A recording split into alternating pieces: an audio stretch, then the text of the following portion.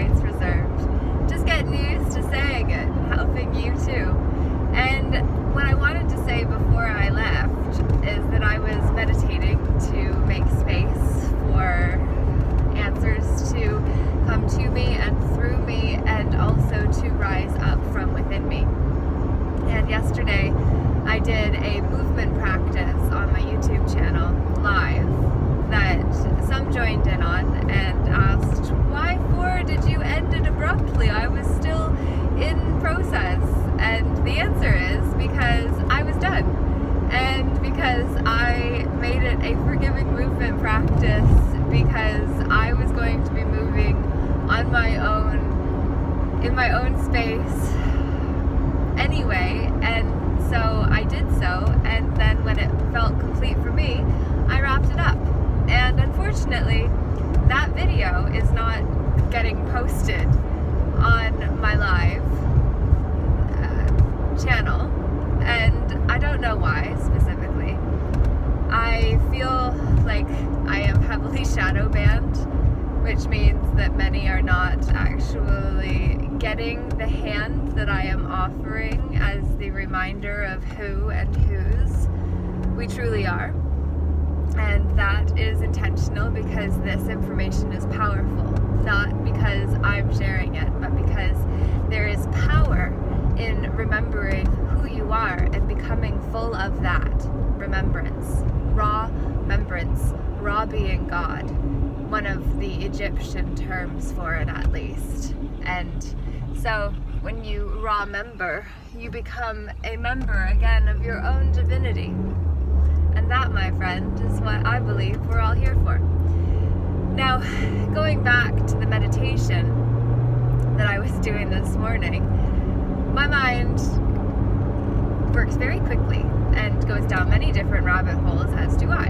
And you, because you're following me this far, likely too. And so that making space is very important, because as within coaching, for instance, the silence that comes when a question is asked is called a pregnant pause, full of potential, because it allows what is within to emerge. And so as I sat in the silence and contemplated what was coming and reflected on the day before, that thought caught my attention, and as I tried to sit back on the rock and watch the traffic of thoughts, which was a mindfulness app's commercial, actually. Their advertisement I found very useful, because it basically was this man sitting on a rock as the example of what meditation is like, and then when you go and chase your thoughts, it's like running into traffic. And then each time you catch yourself running into traffic, then you actually call yourself back onto the rock, and then you start recognizing that the traffic are your thoughts that are going by. Goats just passed, and 555 on the license plate opposite, as a black squirrel was on the road, which is all about preparation from a symbolic perspective. I read the signs. Anyway, meditation.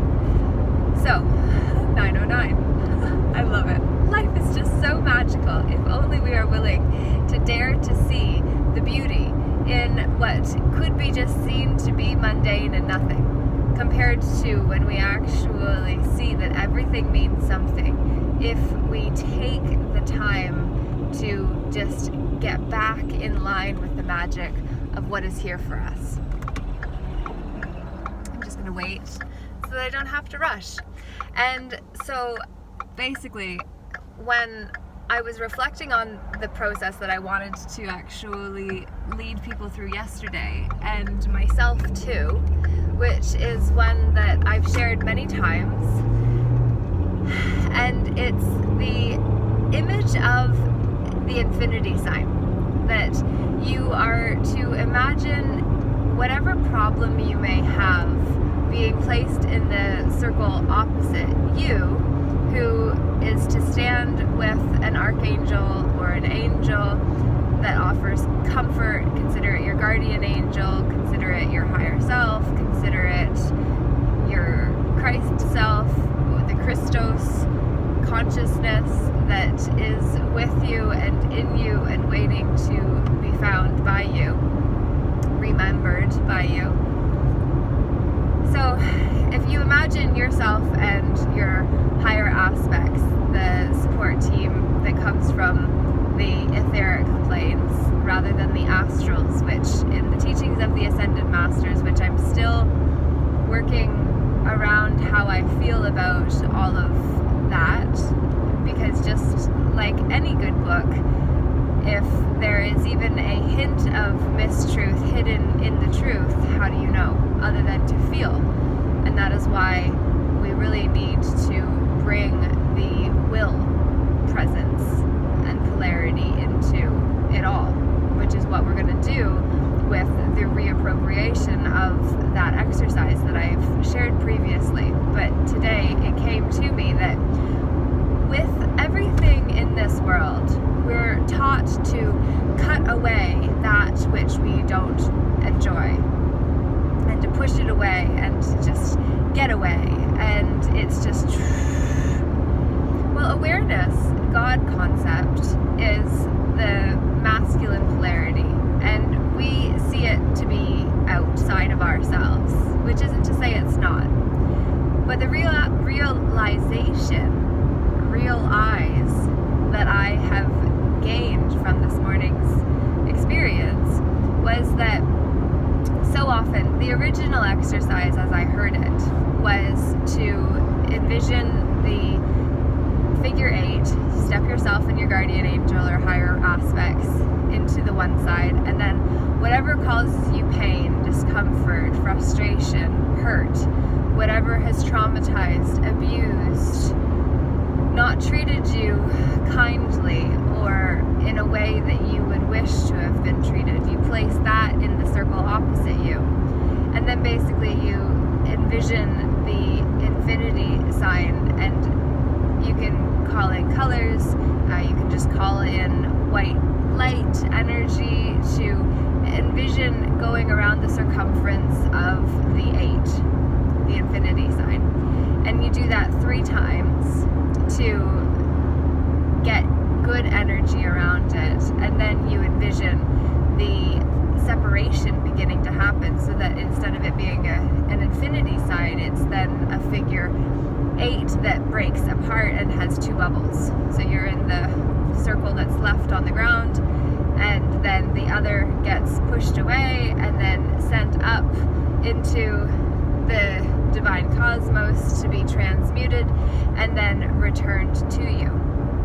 And I was also thinking about how there's a process I've also shared many times about if ever you have attachments or you feel courted to a not now moment or a person that is out of this moment that you would like to no longer receive your energy, because that's what an energetic cord actually does, feed the other party your energy and vice versa, is that you envision Archangel Michael coming in with his blazing blue sword to cut through that cord, and then you call in Archangel Gabriel to heal both ends of the cord that was severed with a emerald green healing energy, so that both parties are left better for having had the experience. And in my mind this morning, as I was sat quietly making space for whatever would come, it came to me that these 2 exercises are very similar. However, all of it's about the pushing away of, and ultimately in the Right Use of Will series that I've been reading, and I've now read 2 of the books, and there's 3 more to go, and I've got them ordered, and so they are on way, which is exciting. The Right Use of Will is talking about how we are so fragmented that then it was the realization that every time we're cutting away and then sending it away and to be transmuted by something outside of ourselves to be then returned to us, we're keeping all of that outside of ourselves, which means that we're fragmenting ourselves in a way. And even with the severing with Archangel Michael and Archangel Gabriel to come in and heal, even that is to push away. But what if anyone that was corded to us, any experiences that hurt us that we want to put in the other side of the bubble, what if those experiences were actually aspects of ourselves from this life or previous lifetimes that we have yet to integrate and need to send love to ourselves? So instead of sending them outwards, what came to me was to still do the infinity experience of putting that which hurt you or harmed you, abused you, misused you, mistreated you, hurt you in any way, or just makes you say, oh, that's so sad. And that experience of disappointment, which oftentimes come because we've had expectations that were not met, instead of pushing it away, what if we flipped it so that then it actually came into our heart center?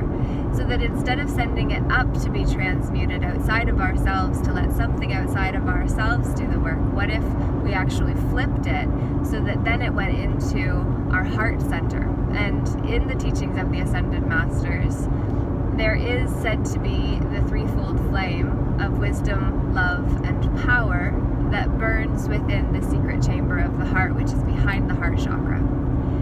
And so, using that illustration, which I do believe is useful to imagine that spark within us, in our heart, to be burning brightly, to then use that as the fire that transmutes the experience or the relationship that needs healing.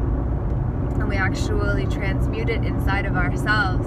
And then instead of letting it go, which we do, but instead of envisioning it outside of ourselves, what if we actually saw whatever was released going where it needs to go within ourselves, and then sitting in the space of reintegrating that? It felt very powerful to me. So I would like to guide you through that process as I work through it myself now that the process has come to me. And so I'd love to be able to do that, and not while I'm driving, at a time when I can really focus and honor myself and you who would like to gain access to such a brilliant and useful technique. So, I coulda gone and I shoulda, maybe, but if you shoulda, coulda, woulda, didn't yourself, then you're out of your power, and I don't wanna do that. I wanna bring my power into myself. Oh, that's funny. On the mailbox there it said 07, and then it became a 70, which is the reverse. Numbers are a way for the universe to show you you're on the right path, and if you don't get it perfect, that's okay. There's a postman delivering mail.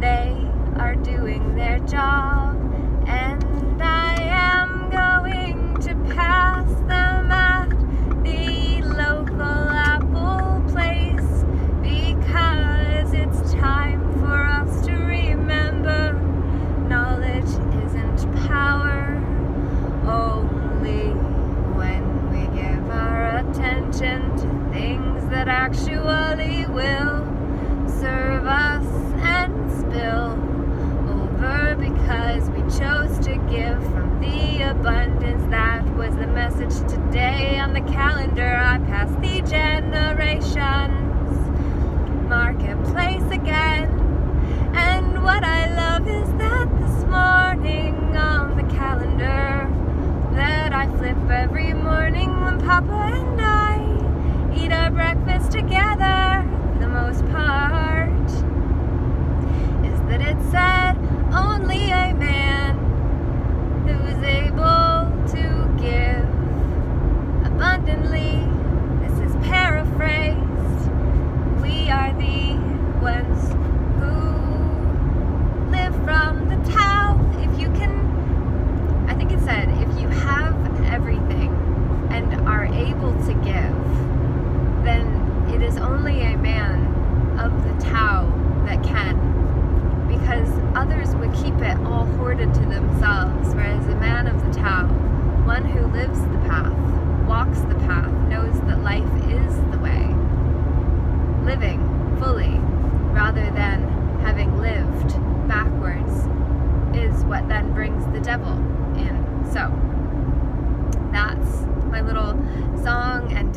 It's been 16 minutes of your life while we traveled through this eternal now moment together for this time, and I'd love to know what this message meant to you, what it meant for you, and what you're going to do with it. So let me know. Comment below.